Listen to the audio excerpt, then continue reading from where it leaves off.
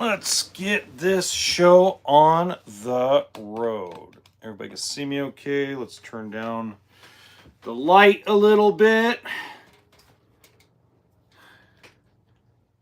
Perfect.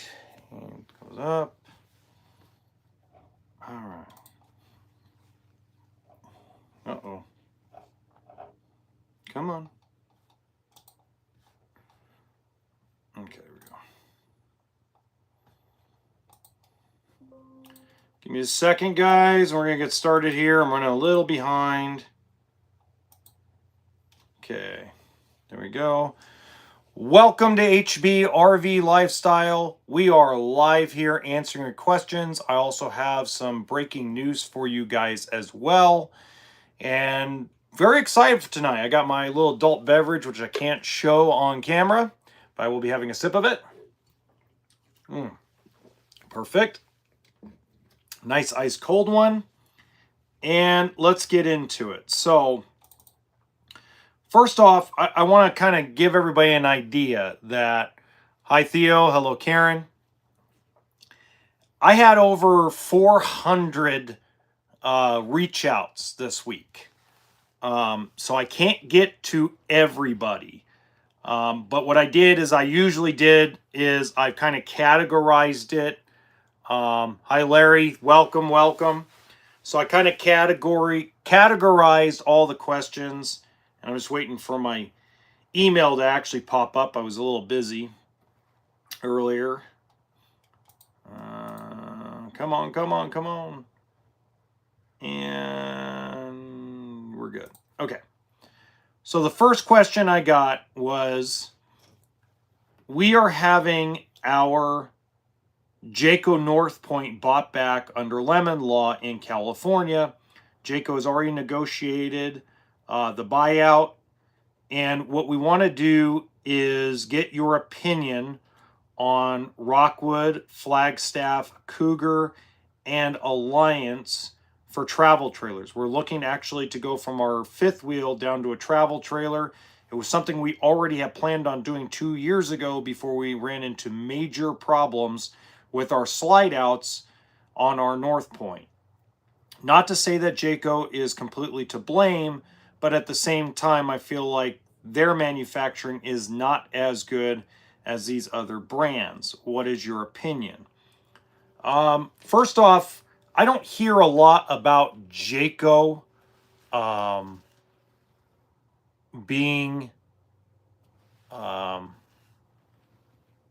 a bad product. Generally, Jayco is a decent builder.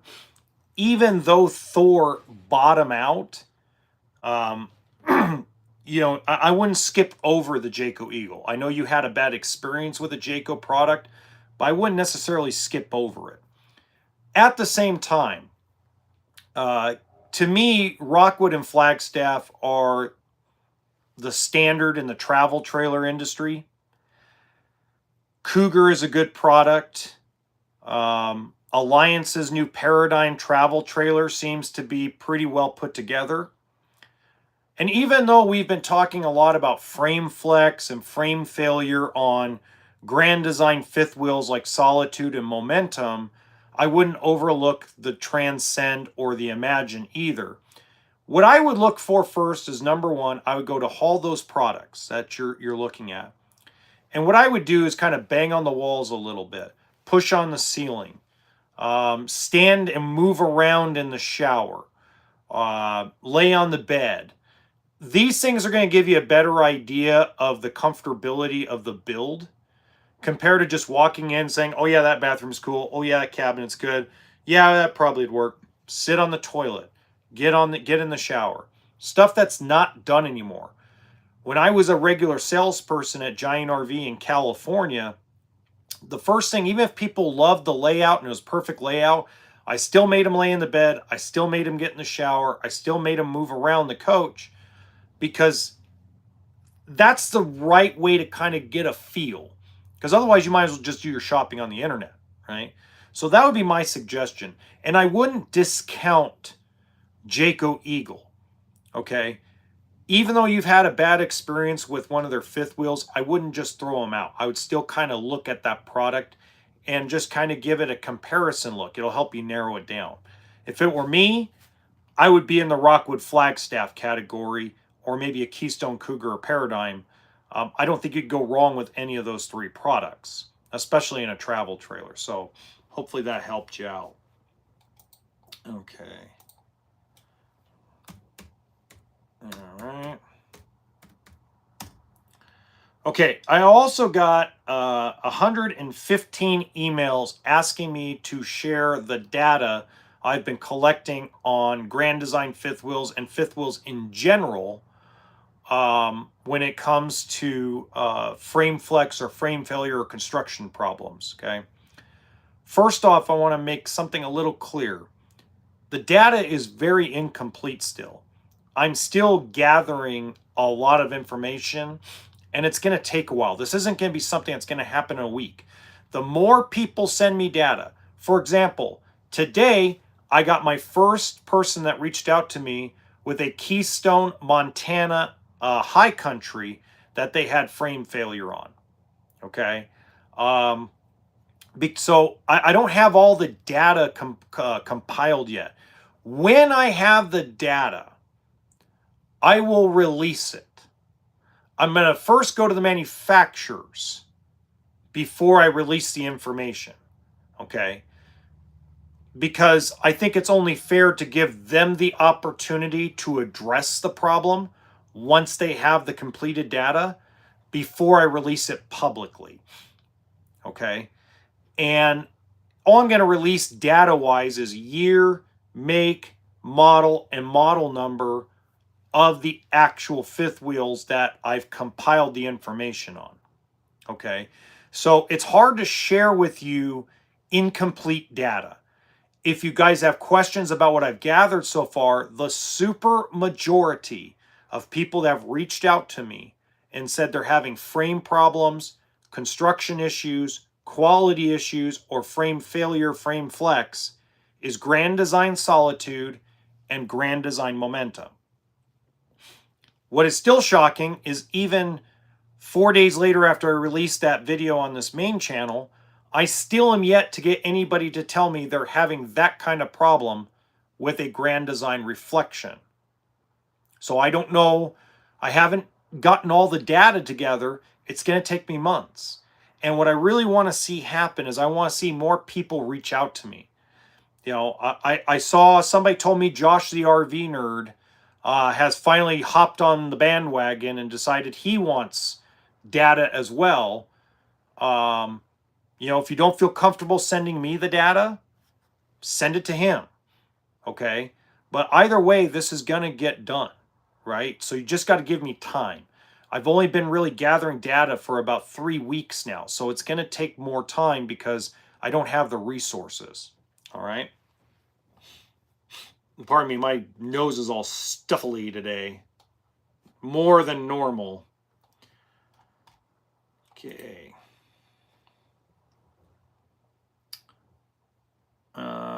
We have a 2010 Winnebago Journey that we're looking to trade in and upgrade to a higher end, bigger diesel pusher. It seems like every single dealership we go to, whether it's at a show or at a dealership lot, they keep telling us that we need $200,000 to $300,000 down to get out of our trade into something similar or exactly like an Allegro bus. That's almost 50% down of the actual unit's purchase price overall. I'm not quite understanding why. They're throwing a lot of verbiage that I do not understand. For instance, they told us that we don't have enough assets for the bank to actually approve the loan with minimal down payment. But yet when I look at my credit report and my credit history, what I keep seeing is no inquiries, as if none of the banks or none of the dealerships have sent the loan application to the bank. Can you explain this to me so that way I have a better understanding of how to make this work? Do I need to look for something used? I don't want to. I'd rather have brand new. I've always bought brand new. Can you please give me some advice? Now, I skipped some of the paragraphs because they put some personal information in there, so I was trying to skip over the personal information because I don't like to give it out. First off, jumbo RV loans are some of the... Is wrong to change the pin box to gooseneck on fifth wheel. Yeah, I don't like doing gooseneck, dude. I don't like doing gooseneck on fifth wheel, Mr. Anderson. It weakens this. But now, the smaller, lighter weight fifth wheels, you could probably do it, no problem. But when you get into those heavier, bigger, high-profile fifth wheels like Cardinal, Riverstone, Jayco North Point, Keystone, Montana, yeah, you don't want to do that. I mean, you can do it because technically you can, but I don't suggest it. I think it's a horrible idea. So anyway, back to this. When you're going to go after a $500,000 motorhome, there are 4 things beyond credit that a bank wants to see. First off is an asset list. Generally, they want to know what your home's worth, how much equity you have in the home, how much you have in 401k,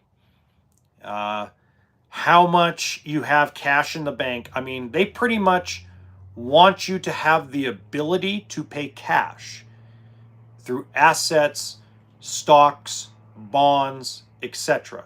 They want to know if you absolutely had to, you have the ability to pay cash. Now, that generally is a loan that starts at around $150,000+. Now, that jumbo loan, no, Riverstone, absolutely not Riverstone. Riverstone's from Forest River. It's their high-end Forest River product. It's like similar to a Mobile Suites by DRV, a Redwood, Montana Big Sky. It's above a Landmark on the Heartland level. 3-inch thick sidewalls, you know, actual real Four Seasons coach. There's not that many of them out there. Okay. It's only been out for about 6 years, so you might want to look it up. Pretty good stuff. Okay. Moving forward, sorry. So when you go after these jumbo loans, they also want a certain percentage down. Now, if you're a $500,000 purchase price, they're going to want probably between $125,000 and $150,000 cash out of pocket in most cases. Hello, Zachary. So now that's not all the time. I've gotten some loans done with 15% down, so probably closer to, let's call it 75 grand down at that point. But generally, they want a lot of skin in the game on top of you having the assets to be able to do it. Here's what I would tell you. When I would submit everything to the bank because I'm just that way. You never know what the bank's going to say. I've had banks who ask me for no statements on a $400,000 loan just based on the person's credit history, based on the job history, things of that nature, okay? But for the most part, a dealership, especially a finance team or a manager, is going to gather the information before they make a decision whether even to submit the loan. And the reason why is once they submit the loan, okay, once they have submitted the loan, once they've taken money from you, that takes the coach off the market in most states. In most states, if you give them a deposit and you give them a credit app, they can't sell that unit. So a lot of times they want to gather the information and not take the coach off the market or the big motorhome off the market until they can be absolutely sure that they can get you a loan. Okay. Now, that being said, a lot of finance guys, a lot of sales managers on the desk are, excuse my language, everybody close your ears, they're fucking idiots. Okay? Most of them. And the reason why is because instead of just proceeding the deal like a normal person should and just kind of go with what the bank's going to say or just see what the bank's going to say, a lot of times they're just going to get lazy and go, yeah, that's not that easy. So here's my recommendation to you. I know what city and state you live in. I'm going to hook you up with a guy that lives about 5 hours from you. And he sells Tiffin and Newmar. Rare to have both on one lot. And he is a hyper intelligent guy, probably smarter than me. And I'm going to send you his contact information here through email. And go see him. He'll get you set up with a loan, okay? But to answer your question, you're going to need those things prepared just in case, because he's more than likely going to need them. but he'll submit the loan no matter what. I mean, that's the way kind of guy he is. Okay. Okay. Moving along, moving along, moving along.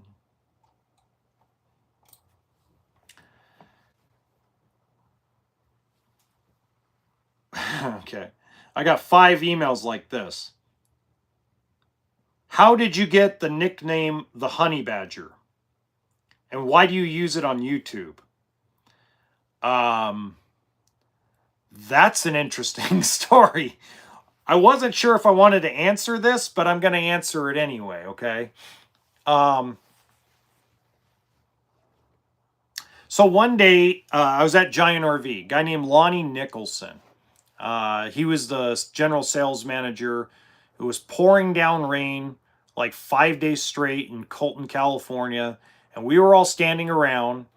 And I had a reputation, I still have a reputation of just telling people how it is. I just got visited today by 3 subscribers came today to the lot from different areas of the West Coast. And they said, man, we really love how like direct and to the point you are. And, you know, or how you just kind of just have a lot of, people use the word candor. Okay.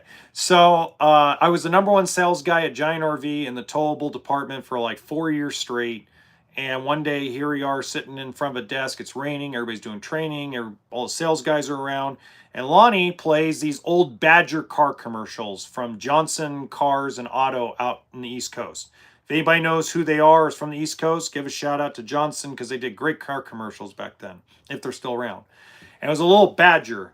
And the little Badger would walk around and go, hey there, buddy. How about we make ourselves a deal? You know, and wiggle room, I'll show you wiggle room. Wiggle, wiggle, wiggle, wiggle, Anyway, so everybody started laughing, right? And one of my buddies named Saul looked over and said, and just started laughing and pointing at me.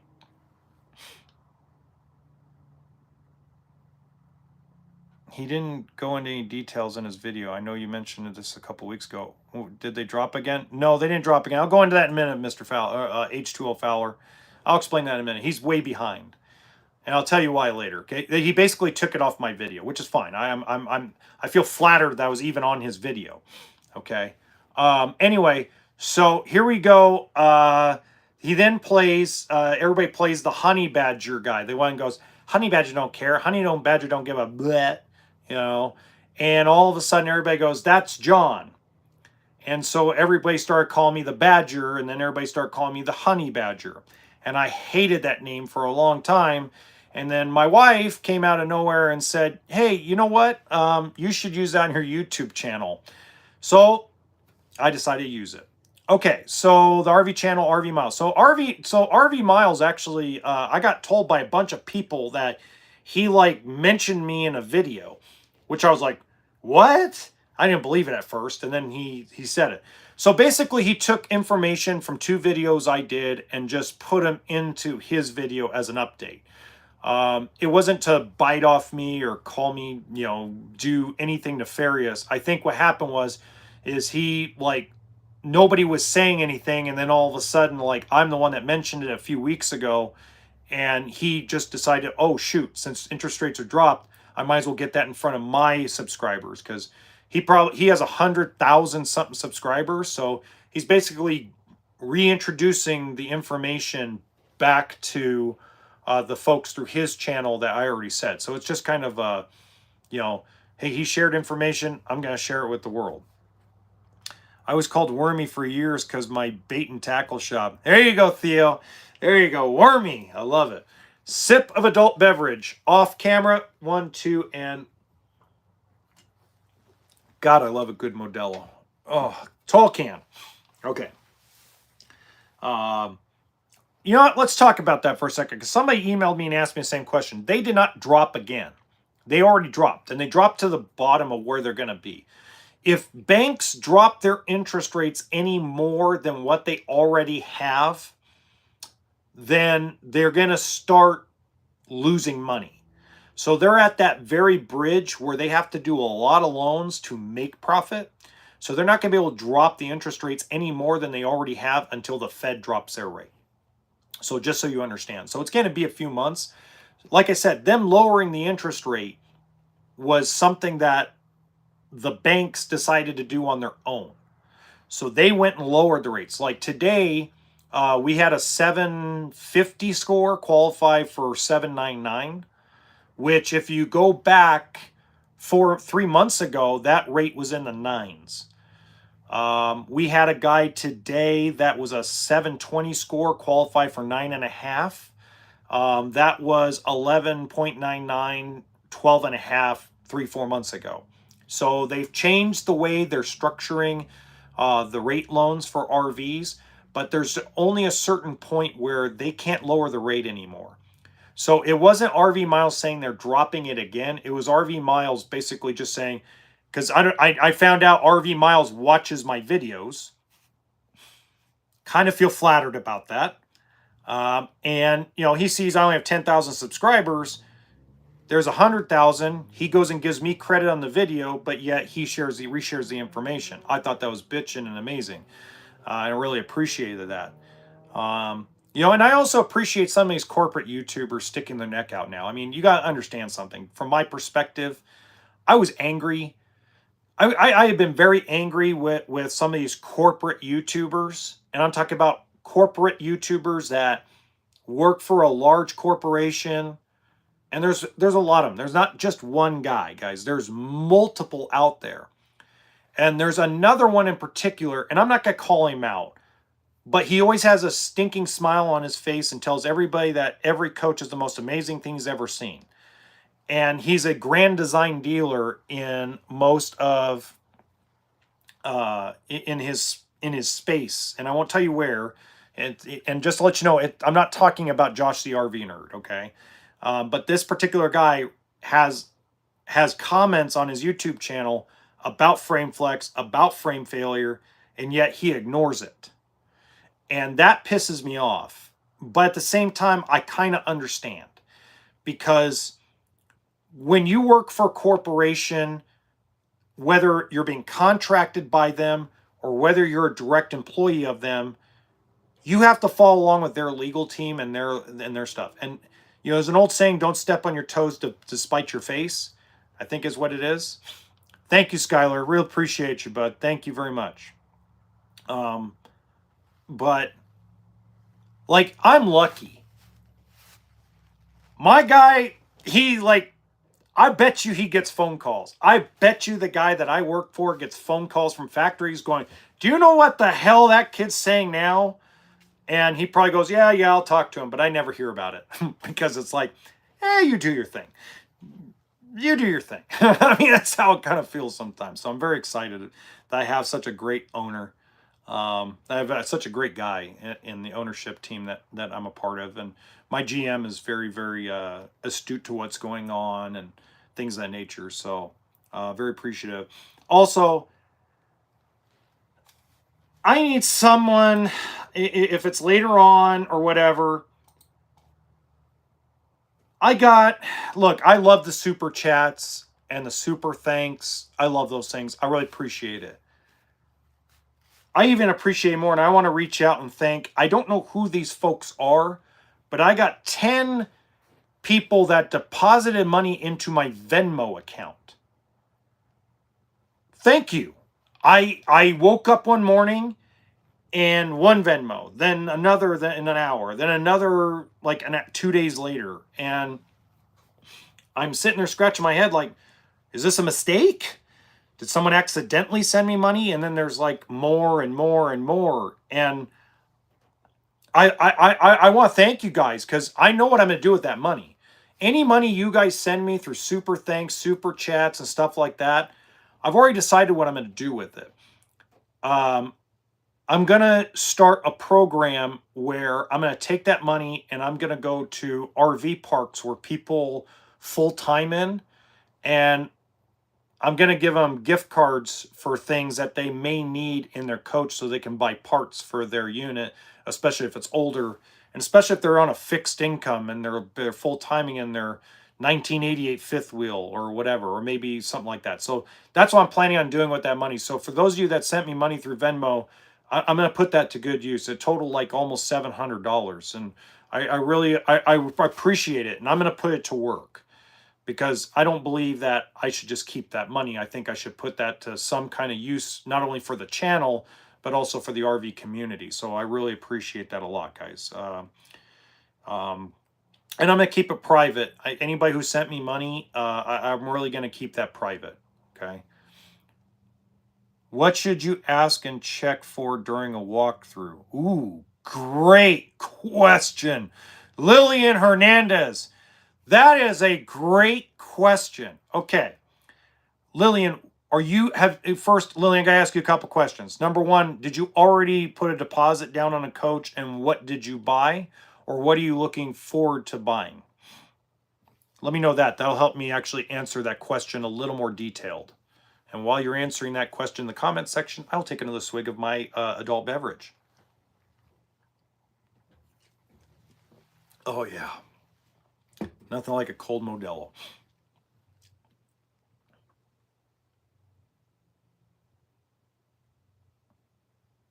Take your time, Lillian.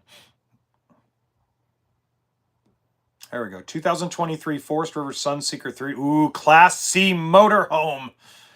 Okay, so Sunseeker, hi, Alex. Sunseeker is actually one of the better built Class C motorhomes, and I don't get to talk about it very much. Three things that do kind of you want to look at with a Class C motorhome, especially since more than likely that 2023 has been seeing a lot, at least 200 days, is you want to go, first of all, Lillian, is it full body paint or is it stickered? Is it graphics or full body paint?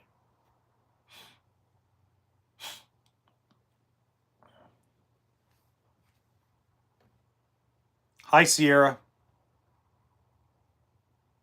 Graphics. Okay. So since it's going to be white, hola AJ, since it's going to be white exterior on the cap, get them to get you a ladder and go up on the front cap. So where the seal and the front cap are, what you want to look for is see if there's any stress cracks there.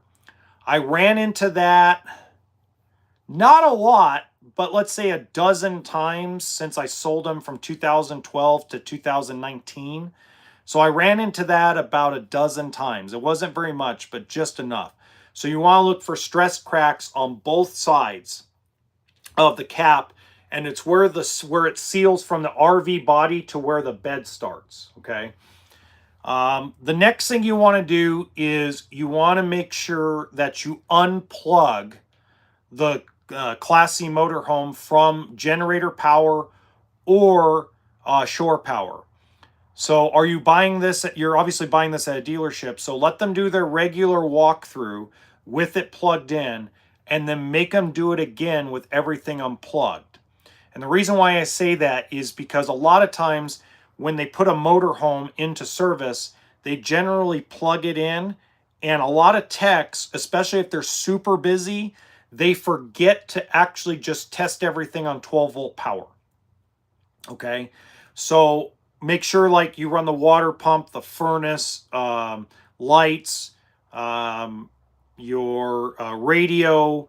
Trying to think of every stuff on 12 volt off the top of my head, but everything that's 12 volt, you want to make sure that you have it running after you do it when it's plugged in. So basically do a second walk around, which doesn't take long, okay, to do the second one. If they're unwilling to do that, that means there's a 12 volt problem, walk away.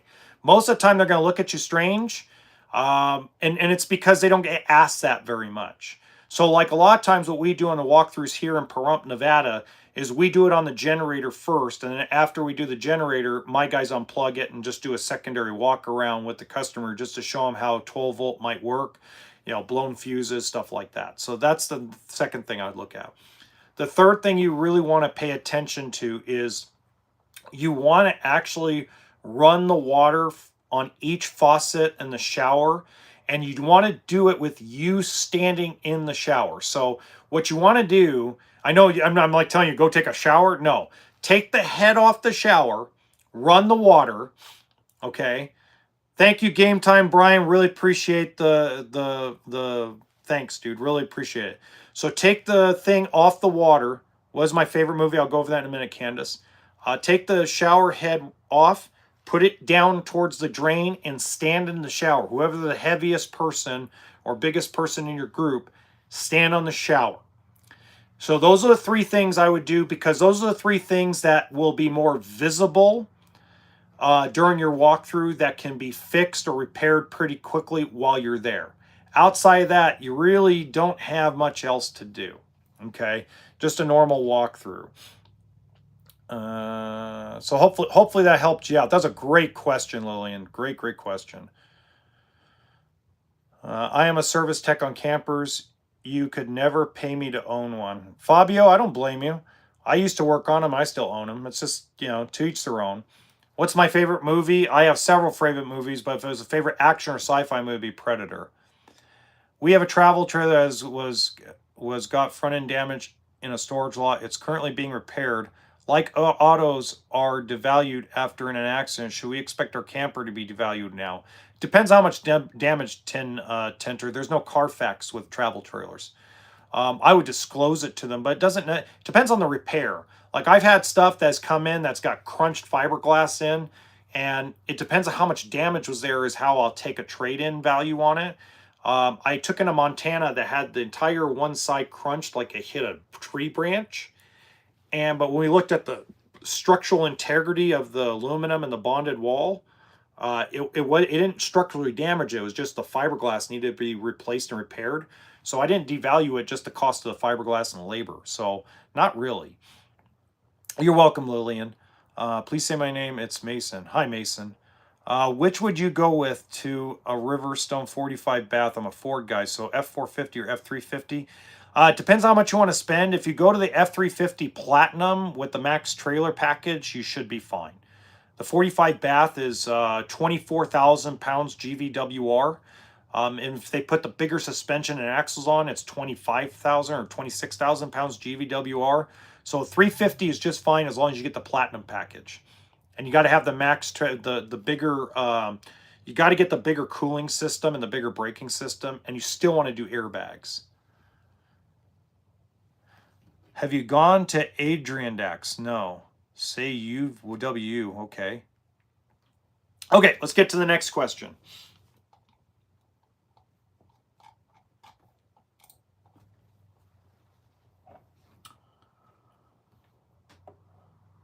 Okay.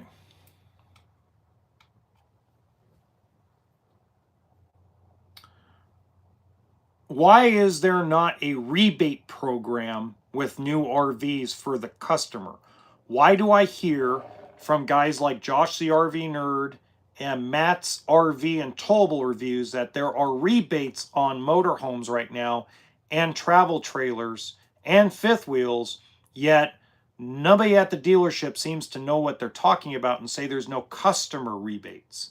Can you please explain the difference? Because I'm a little confused between what Josh and Matt are saying compared to what you say. Okay, so this actually has to do with factory. So the factory does not give customers a rebate. So it works very different. Thank you, Justin. No, I haven't had a chance to research the trailer Toad 5000 yet, Theo. I'll get to it. Rebates in the car business are intended to drive customer business towards a particular model and trim of a car company. Okay. Rebates go directly to the dealership to write down their product. So it's different. It's not a rebate. It's more like cash back. It's going to be more like a cash back program to the dealership for purchasing. So it's like your Discover card. You go and use your Discover card or any of your credit cards that gives you points or cash back. Okay. You spend the money on it and the merchant takes the money, but who gets the cash back? The initial purchaser. So how Forest River and Keystone and Jayco and all these people work is they give the money to the initial purchaser, in this case, the owner of the credit card, which is the dealership. So that's why you see discount programs. The other thing you have to understand is prime banks, prime lending banks like US Bank, Bank of America, do not accept rebates on a contract on a recreational loan. So that's why they want cash down payments only, trade-ins, and they also want a discount program. Okay, so hopefully that helped you out.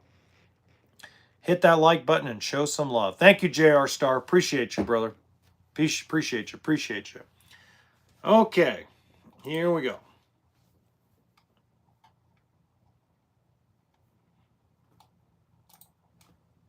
Okay, this is the last one. I'm going to do a female, and then we're going to do some comments, okay?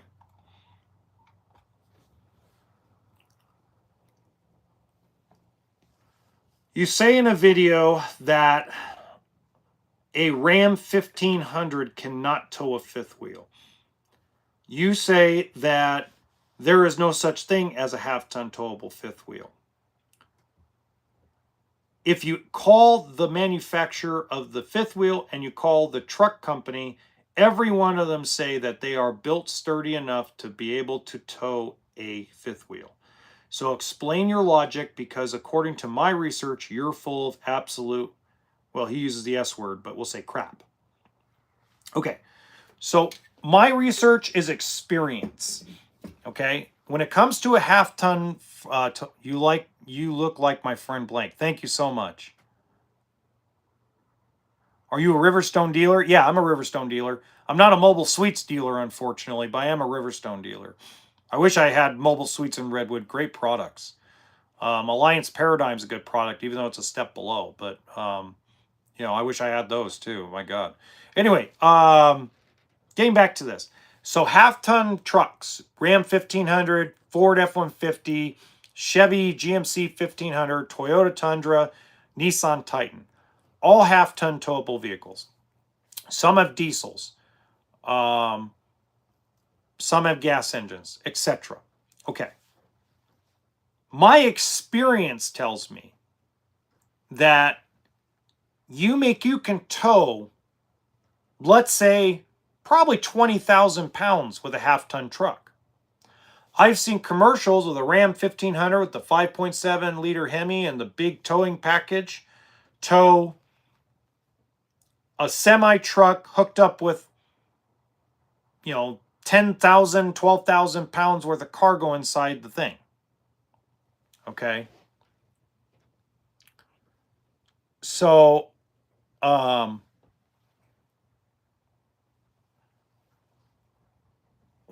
geez Louise. Tons of trolls tonight. Okay. Does that mean it's going to stop it at a high speed? If you're going 55, 60 miles down the road with that kind of weight on you going downhill, is that half-ton truck going to stop it? Probably not. Okay. The other thing that is not talked about is payload capacity. A half-ton truck has usually a payload capacity between 1,300 and 1,800 pounds. Sometimes 1,900, depends on the package, okay? Payload capacity, hello Roblo, includes the passengers, your fuel, and stuff inside the truck. So that being said, if you add up everybody in the truck, your payload capacity goes down. While your 3/4 ton gas trucks, okay, 3/4 ton gas trucks usually have a payload capacity between 2,400 and 2,900 pounds. Okay, so payload capacity is how I know that a half-ton truck should never tow a fifth wheel. Are there people who do it? Absolutely. Do I lose deals because I refuse to do it? Absolutely. I refuse to sell a fifth wheel to a half-ton truck owner for 14 years. I did it one time 15 years ago, and I'll never do it again. Ever. I'll deliver it to an RV park. I'll deliver it to your house. But if you're the person that's going to tow with a half-ton truck, not going to do it. Not going to put the fifth wheel hitch in.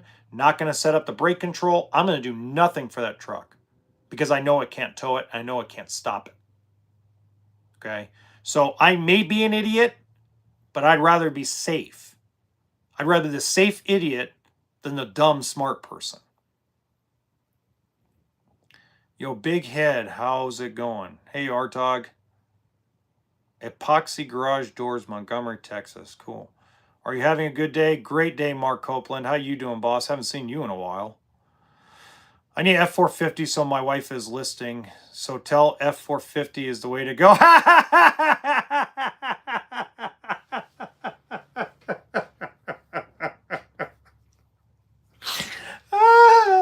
Hold on. We're going to have a swig on that one. Wow. Woo! Okay. Oh, that was good. Oh, that was good. Okay, Mr. Anderson. Go ahead and get it. You need a F450. Okay. What do you call a driver that races cars? Okay. Race driver. Okay. Puts everyone else in danger. Absolutely. Because a half ton says it can tow a certain weight doesn't mean that you should. Somewhat, Fabio. So Fabio, when it comes to a travel trailer and tow capacity are completely different than payload capacity. So if you want to go by tow capacity, if you got 10,000 pound tow capacity and the fifth wheel weighs 6,000, 6,500 pounds, you shouldn't tow it. But if it's a travel trailer, 6,500 pounds is fine, because tow capacity and payload capacity are two different things. My last truck was a Tacoma payload of 950, but I see everyone overloading them on social media. Yeah, that's very true, Chaz. Have you ever tried semen on your food? Okay, you're being put in timeout for 24 hours. Hi, Pookie. Laugh out loud. Hello from Belfast, Northern Ireland. JC, hello. How's it going there in the islands? Beautiful. Opinion on Dodge Challenger. Great car, terrible tow vehicle. Okay. Let's get into the comments now. Good Lord. This stream has really grown, guys. I'm going to have to try to figure out a new way of doing this. All the questions. It's fabulous. I love it. It's great stuff. All right, let's get into comments. Comments. Holy crap, I haven't released a video in 5 days. That's crazy.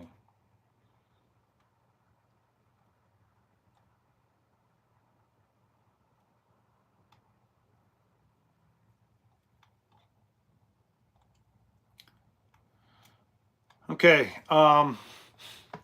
here's a great question off the comments was, do you think that Thor Industries ruined the RV business, or do you think it's just my imagination?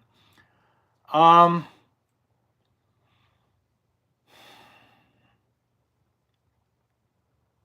didn't reply to this yet. Because I didn't know how to answer it. So if I were going to answer this question off the cuff, I would say I don't think Thor ruined it. I really think Grand Design ruined it. And not because of the quality problems they're going through right now. I'm not talking about their problems that they're having with their fifth wheels today. I'm talking about when they first became really popular in 2015 into early 2016. I noticed a trend in the industry where the corners that were being cut that weren't normally cut started happening to keep up with Grand Design. So instead of Grand Design came out with all this beautiful cabinetry and all this great looking floor plans, and they had a great story and a great presentation and a great pitch. But you can, if I sat a 2015 Solitude next to a 2013 Bighorn, you would throw up, because the Bighorn may not have been pretty. It was actually a very ugly looking unit, but it was built for full-timers back then. When Grand Design started going on the upward trend, everybody in the fifth wheel market started following some of the cutting of corners they did. And they're just small little things, guys. Small little things. Not the problems they have now. I'm talking about like these small little things that you just go, really? You're not going to cover that pipe? Really? You're going to leave that electrical exposed? Really? You're not going to seal the underbelly all the way? And it started like bleeding into other manufacturers because now they got to put in the beautiful cabinetry. Now they got to put the beautiful furniture in. Now they got to keep up with Grand Design instead of, and this is the industry's fault. This isn't just Grand Design's fault. This is an industry problem because instead of going, okay, how do we counter that and come up with something that's so good that Grand Design will be put out of business, they instead go, monkey see, fucking monkey do. And excuse my language, but that's kind of how it kind of evolved. So I don't think Thor ruined it. I think Grand Design unintentionally did it. Unintentionally did it. I don't think they did it on purpose. Okay. Okay, Matthew's getting blocked. What's up, Nugget? I've seen rear differentials burn up from towing with a fifth wheel, and we tell customers the same thing regarding fifth wheel half-ton trucks. Very good, Fabio. Love it. Oh, word. How about the Charger? I already told you about the Charger. Matthew Wild. Need a moderator. Yeah, I'm getting rid of them. Don't worry. What is the most bang for your buck vehicles? If you're talking about trucks, I mean, it depends on what you're looking for, man, is the dog. I mean, you know, most bang for your buck, it depends how much you want to spend. When it comes to RVs, it's about money. Once you know about what you want to spend, it's easier to ask you. It's easier to answer that question. Okay, Zay is going bye-bye. We're gonna go put user in timeout, 24 hours. Okay.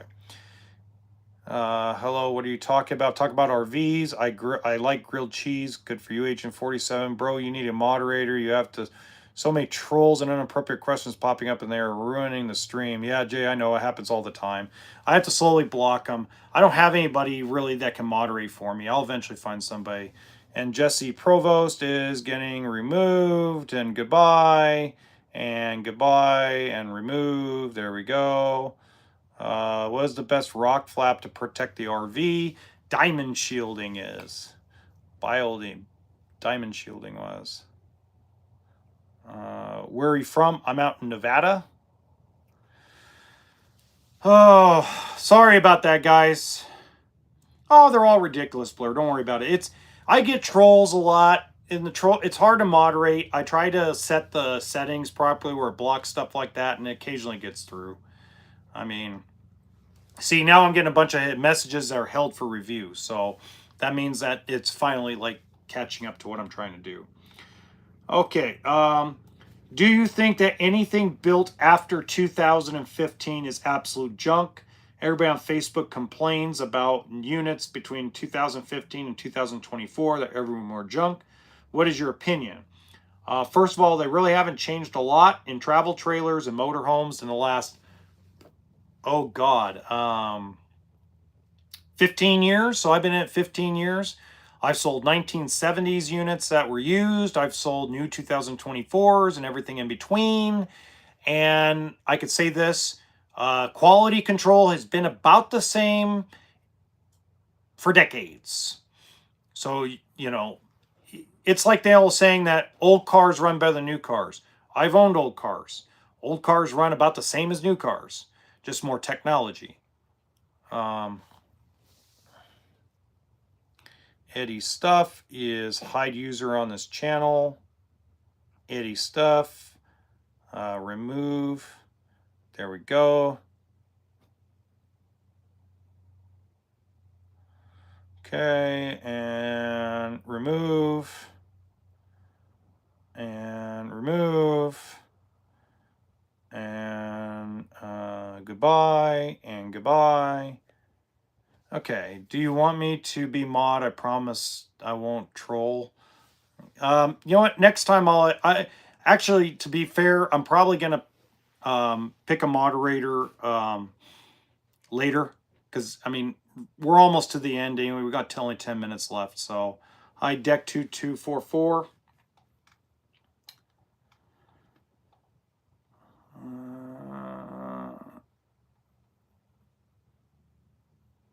Where's the one guy? He hated my guts.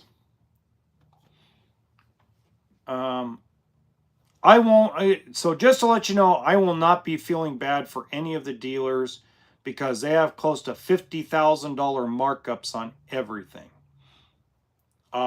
That's not true. Most dealerships, profit margins, if we're lucky and we're in a good market, is 8 to 9%. That's the average. Some are less, some are more, but that's the average. 8 to 9%. So imagine you sell a $100,000 motorhome and you're looking forward to making about 8 grand. Okay. 8 grand gets eaten up in 2 salaries and insurance for 2 salaries. Everybody forgets here. Everybody forgets. Okay. We're talking about RVs. Everybody forgets that RV dealerships have to spend money to stay in business. They have to make money to stay in business. Anybody who has a $50,000 markup in a motorhome or a fifth wheel is probably not going to sell that fifth wheel or that motorhome. What is happening is people are getting very mad about what their used values are because the used market corrected itself and everybody overpaid during COVID because of what was happening during 2020 into early 2021. But it's interesting. A lot of people that own 22s are in a lot better position than the people who bought 21s. The people that bought 2020s are actually in better shape than people that bought 2021s. So, really, if you own a 2021, yeah, you lost a lot. Okay? But don't get mad at the dealer. Don't get mad at the manufacturer. They're the ones that raised all these prices. Do you think Brinkley RVs are good? I don't know yet. Good question, Ash. I don't know yet because I haven't been able to touch them yet. I contacted some dealerships to see if I could film a Brinkley on their lot. They wouldn't let me. They basically said Brinkley in their dealer agreement basically control all the content that's released. That they have to get verified through the office that the content's released for Brinkley is very controlled. So they don't want to get caught. If I go to Mike Thompson's RV in California and film a Brinkley and somebody at Brinkley catches that I filmed it at Mike Thompson's going to get in deep crap. So I need to find a show or I need to find... I was thinking about flying up to Portland, Oregon for the Portland show. Curtis Trailers is a Brinkley dealer, and I was like, that might be a good idea to head up there and do that, but I don't know if they'd let me. So as soon as I get to touch one and actually go through it, then yeah, I'll let you guys know. I'll do a review on it. An RV edit, I guess.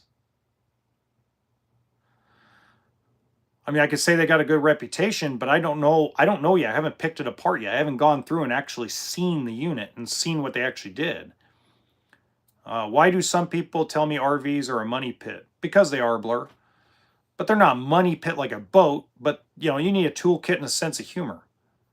Would you like me to make an RV edit? I don't know really what you mean by that. Riverstone's a great product.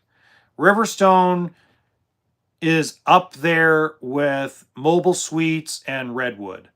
Right up there. Great product, 3-inch thick sidewalls, good subfloor, lots of insulation. Are they better than a Brinkley? I don't know, because again, I haven't gone through a Brinkley yet. Hello, Hakuna.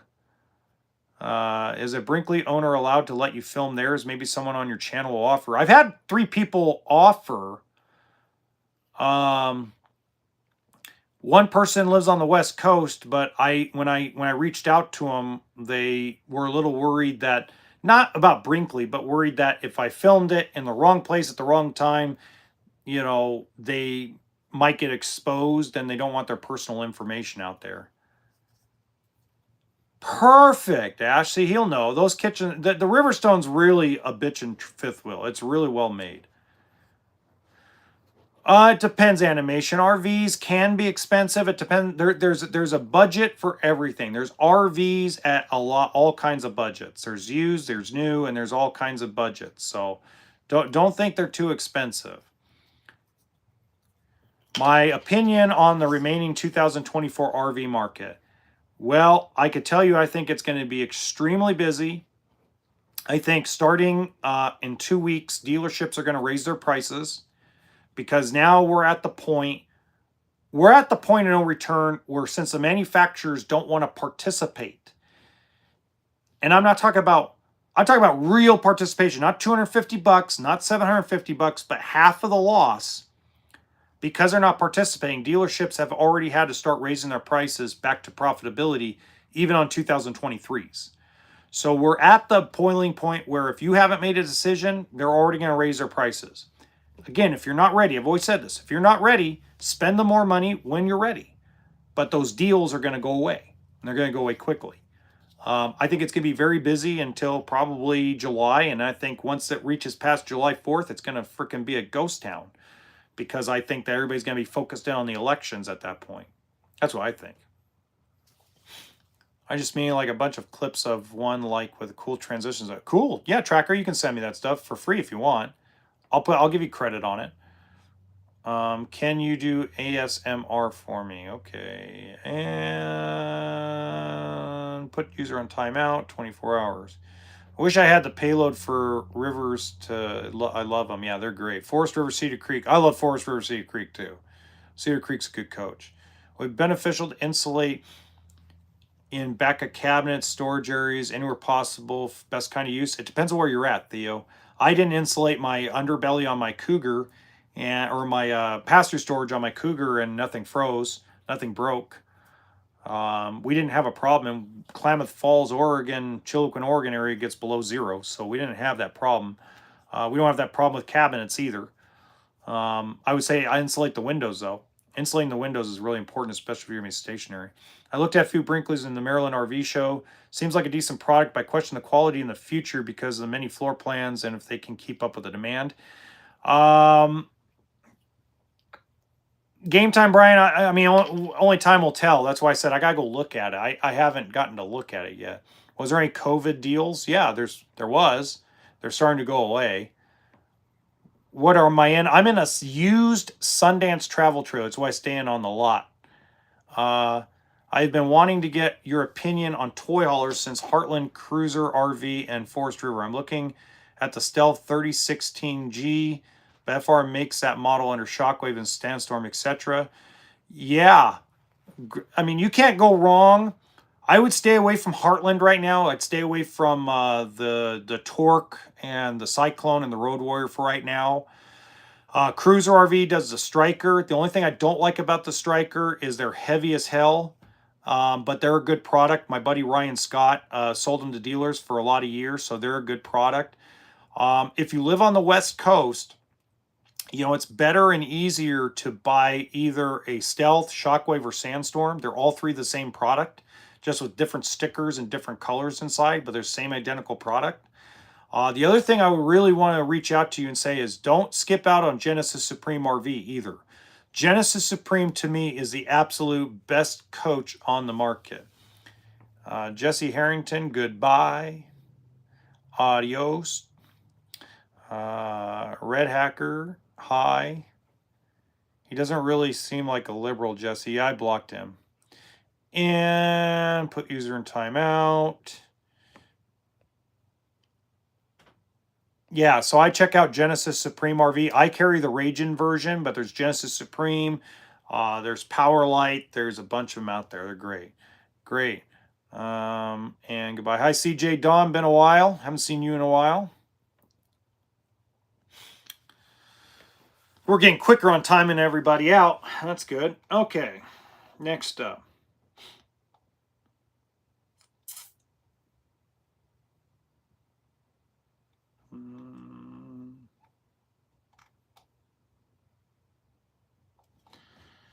Do you think that all the info that you're gathering should go to NHTSA and Transport Canada?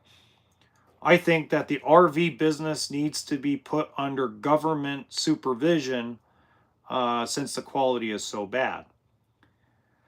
Well, first off, that's never going to happen.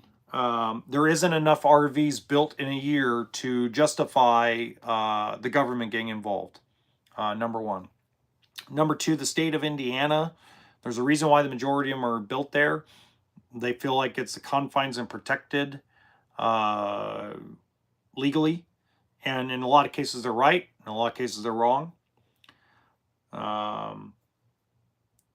The other problem is the percentage. Like the auto industry percentage of lemon law is greater than the RV business. Okay. So the lemon law percentage on RVs of every kind is less than the auto industry. And while here's the biggest problem, and this is something nobody really talks about or thinks about. 1.6 million RVs were built between midway 2020 to the end of 2022. So in 2.5 years, 1.6 million RVs were built. Okay. That is 46% more than any other three-year gap. So the amount of problems are guaranteed to increase, but the percentage didn't. Okay. So until we get to a point where the lemon law gets up to 25, 30%, the government's never going to step in. Okay. Just like they're never going to step in on the boat business. There's not enough of them built and sold. They don't get in on the yacht business. They're not going to ever be built or supervised like the housing industry is. It's never going to happen. Okay.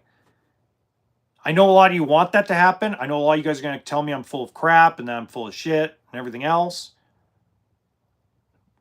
But this has been a discussion of something in one way or form for the last 50 years. So it's nothing new. Okay. All right. Going back up. Do you think you are generally good faith and try to understand the other side of the political aisle? I don't talk about politics, Russ. I don't. I think politics is a waste of time because every politician is crooked. Doesn't matter what their name is. What times do you stream and when? I stream every Saturday night, 7 p.m. Pacific Standard Time. Happy belated Hey, Vivian, how you doing? Happy belated Valentine's to you as well. I'm looking at getting a used diesel pusher Freightliner chassis. It doesn't seem like anybody wants to work on the Ford F350 chassis. Not really, but nobody wants to work on Freightliner either, but you can find them. It's a lot more people that work on Freightliner and Caterpillar than they will on the Ford. No, not the government. I'm in Indiana. Hi, Ash. Cool. Goku, how can I fly? Goku's getting goodbye. Okay, would you recommend buying a salvage title? No, not at all. Not unless you're going to get it for dirt cheap. And there's so many RV factories. Yep. What is the stream about? The stream's about RVs. I live on a plane. Oh, that's sick. I like that. Buying a new trailer home is like buying a camper RV. It's made from the same junk. Okay, Carson. Are we against RVs here? No, we're not against RVs. What makes the Genesis so good? Theo, Genesis Supreme, Pablo, the owner, worked on the assembly line. That's what makes it different. So when he looks at building something, he knows the ins and outs of what makes things bad and good, and he makes changes faster than anybody. So when instead of waiting on collecting data on warranty claims for a 3 or 4 year period before a manufacturer makes changes, Pablo makes changes pretty much within 6 months. So if something's bad and he sees it's a repeated bad thing, he changes it. So that's what makes them good. And they build all the toy haulers around the biggest toy. So if a new Can-Am came out tomorrow, they'd go buy the new Can-Am and go build 3 floor plans around that Can-Am. And that's the way they work. So they're way ahead of the rest of the RV world. They do have the kitchen slide. The 36, they do have a kitchen slide version. But you just got to look for it. It's out there. Chiefs or Niners? Too late for that. What's my OnlyFans? I don't have an OnlyFans. Okay, so next week, we're going to do a moderator. Larry, you're going to be my moderator next week, okay? So if you're coming on next week, you and Karen F are going to be my moderators. And I'm going to switch up and help everybody do this, okay? To move out of my plane and browse these RVs, do you have any good recommendations? Now that you've owned an airplane, you're going to want to go into a diesel pusher or fifth wheel. Probably like a Mobile Suites or a Riverstone or Redwood. Water RVs. You know what? I haven't done enough research on those yet. Good Lord. Is there a difference between Forest River, Stell, Sandstorm, Shockwave build quality, meaning which one's the best? They're all the same. Cirque 2424, they're identical. There's nothing different. They're built the same, everything. Send me an email, Serg 2424. I don't like to give my phone number out on here. Email me at Levingston, LEVINGSTON, RVservices@gmail.com. It should be in the description box. Riverstones usually run between 140 and 200 grand, depending on what you want. Is quality improving now that it's slowed down? No, it's the same as it's been for 30 years. It really is. It's 35 years has been the same quality. What can a Riverstone withstand? A lot of cold weather, a lot of hot weather, a lot of wind. Probably one of the better four-season coaches out there. So, yeah, very much so. All right, guys, I got time. I got about 4 more minutes left. Fire away anything else you got.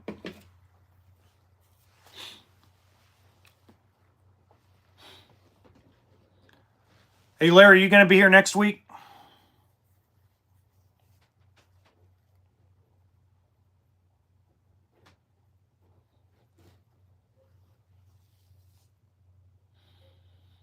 Best RV insulation? Pink Panther. Let's see, they use foam block insulation and bonded fifth wheels, so that's hard to answer. Because when you do a vacuum bonded sidewall, you can't use... thank you, Mr. Anderson. Appreciate you.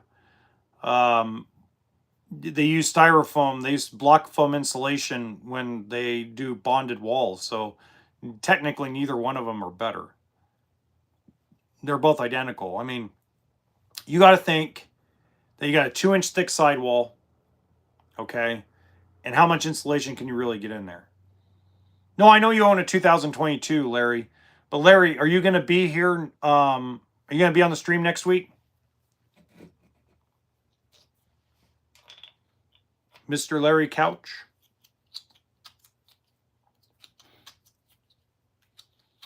Because that way next week we'll just make you guys moderators. I'm going to make like 2 or 3 of you moderators. Is Asdale as great as some say? Oh, you're talking about for the windows, Theo. Yeah, I use bubble wrap. If you go to my channel and you go living in a fifth wheel under the playlist, you'll see one of the videos, the wrap I use for the windows. I put in the description box of that video. I got it from Home Depot. Asdale saved manufacturers on delamination. So really, Asdale fiberglass's advantage over Luan is there's no wood backer.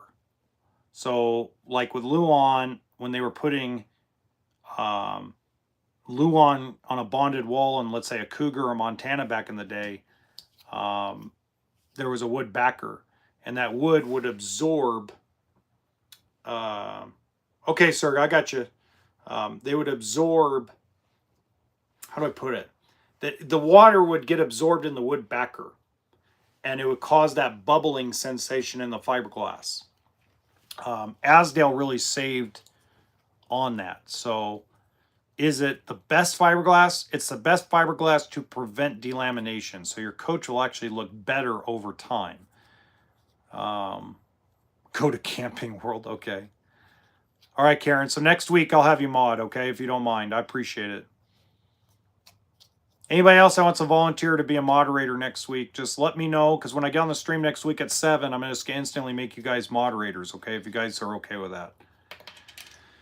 Just because it's getting, you know, it's a good thing, guys. This stream is growing. I mean, I just watched the aftermath. After the stream, there was over 5,000 people that watched the last 2 streams combined afterwards. So, I mean, obviously the channel's growing, and I really appreciate it. And that's why I'm trying to always get you guys more and more stuff. You're welcome, Edwin. Thank you. Thank you so much. I really appreciate it.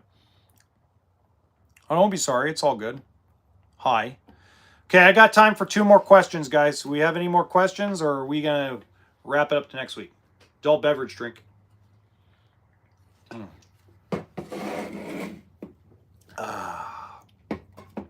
Nothing beats a Modelo Especial, especially a cold one.